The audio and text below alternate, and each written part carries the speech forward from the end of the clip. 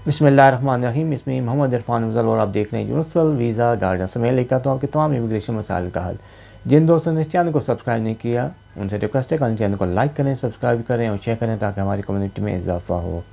आज हम बात करते हैं कि जो लोग प्री सेटल के ऊपर जो यूरोपियन हैं या नॉन EU नेशनल हैं, फैमिली मेम्बर हैं यूरोपियन के, वो रह रहे हैं, तो वो किस तरीके से सेटल स्टेटस ले सकते हैं, कितना अर्सा उनको यूके में रहना है, कितना अर्सा बाहर रहना है। बहुत ज़्यादा इस पर क्वेश्चन आ रहे थे। हालांकि इस पर मैंने पहले भी आप लोगों को एक्सप्लेन किया हुआ है, लेकिन अगेन मैं आपको थोड़ा डिटेल में आज डिस्कस कर देते हैं।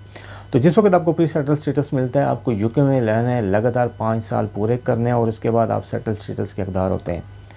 और सेटल स्टेटस के 1 साल के बाद आपने लाइफ इन यूके पास करना है और इंग्लिश लैंग्वेज पास करनी है ताकि आपको यूके का पासपोर्ट मिल सके। तो ये 5 साल वो हो गया और 1 साल उसके बाद, तो 6 साल के अंदर अंदर आपको ब्रिटिश पासपोर्ट मिल सकता है।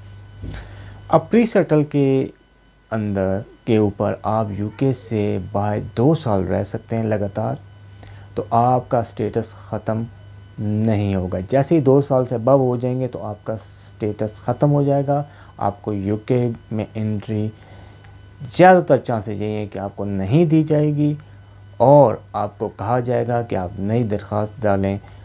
उस वक्त के जो इमिग्रेशन रूल्स होंगे उनके तहत हो सकता है कि ये जो EU सेटलमेंट स्कीम का रूट हो ये बंद हो गया हो आपके लिए।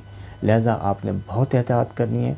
2 साल से ज़्यादा आपने प्री सेटल के ऊपर यूके से बाहर नहीं रहना है किसी सूरत भी।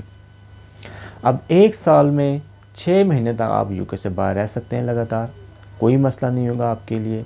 आप 6 महीने यूके में रहें, 6 महीने कहीं भी रहें, कोई आपके लिए इसमें मसला नहीं होगा। आप लगातार 1 साल अगर बाहर रहते हैं तो फिर भी मसला नहीं हो सकता। ये जो 5 साल का पीरियड है ना, 5 साल के दौरान अगर आप लगातार 1 साल यूके से बाहर रहते हैं और आपके पास कोई वैलिड रीज़न है, जैसे कि कोई प्रेगनेंसी है, चाइल्ड बर्थ है, सीरियस इलनेस है, स्टडी है, ओवरसीज़ पोस्टिंग है, मिलिट्री सर्विसेज वगैरह, तो आपका जो कंटिन्यूस पीरियड वो ब्रेक नहीं होगा। तो ये बहुत इम्पॉर्टेंट है, आपने इस चीज़ को देखना होगा। अगर आप बाहर रहते हैं 1 साल तक तो आपके पास कोई वैलिड रीज़न होनी चाहिए। इम्पॉर्टेंट चीज़ ये है कि जैसे ही आपको टाइम ब्रेक करते हैं तो आपको जो कंटिन्यूस रेजिडेंसी है वो ब्रेक हो जाएगी और आपको शुरू से फिर 5 साल पूरे करने पड़ते हैं। अच्छा, प्रॉब्लम क्या है कि कुछ लोगों ने तो प्री सेटल ले लिया, स्पेशली यूरोपियन ने, उन्होंने कुछ अपने फैमिली मेम्बर्स को भी बुला लिया, लेकिन ख़ुद वो लोग वापस यूरोप में चले गए हैं और वापस नहीं आ रहा है। एक चीज़ आप जहन में रख लें कि यूके ने आपको वीज़ा दिया है, तो आपने रिक्वेस्ट की थी कि आप यूके को अपना घर बनाना चाहते हैं, आप यूके में रहना चाहते हैं, यूके में सेटल होना चाहते हैं। अब आपने बेनिफिट तो ले लिए यहाँ से, लेकिन आप यूके में नहीं रह रहे, तो फिर ये कैसे हो सकता है कि आपको ये लोग सेटल स्टेटस दें। इससे आपके जो फैमिली मेम्बर हैं उनके लिए भी प्रॉब्लम हो सकती है। मैं तो बार बार आप लोगों से यही कहता हूँ कि अगर आप 2 किश्तियों के मुसाफिर हैं तो आप अपनी मंजिल तक नहीं पहुँच सकते हैं। आपको ये फाइनल डिसीजन करना पड़ेगा कि आप यूके में रहना चाहते हैं या यूरोप में रहना चाहते हैं। अगर तो देखें, अगर आप जैसे ही यहाँ पे आजकल पासपोर्ट स्कैन करते हैं तो उनके पास डाटा चला जाता है यूके इमिग्रेशन के पास। अगर आप एंट्री मारते हैं उनके पास डाटा चला गया। ये ना समझे कि आपको कोई पूछ नहीं रहा, आपसे कोई सवाल जवाब नहीं हो रहे, ये सारा डाटा उनके पास इकट्ठे हो रहा है और जिस वक्त आप सेटल स्टेटस के लिए अप्लाई करेंगे तो ये सारा रिकॉर्ड उनके सामने आ जाएगा। उस वक्त आपके लिए प्रॉब्लम खड़ी हो सकती है और आपके जो इमीडिएट फैमिली मेम्बर हैं या जो क्लोज या एक्सटेंडेड फैमिली मेम्बर हैं सब के लिए प्रॉब्लम खड़ी हो सकती है। तो लिहाजा आपको ये बड़ा समझना पड़ेगा।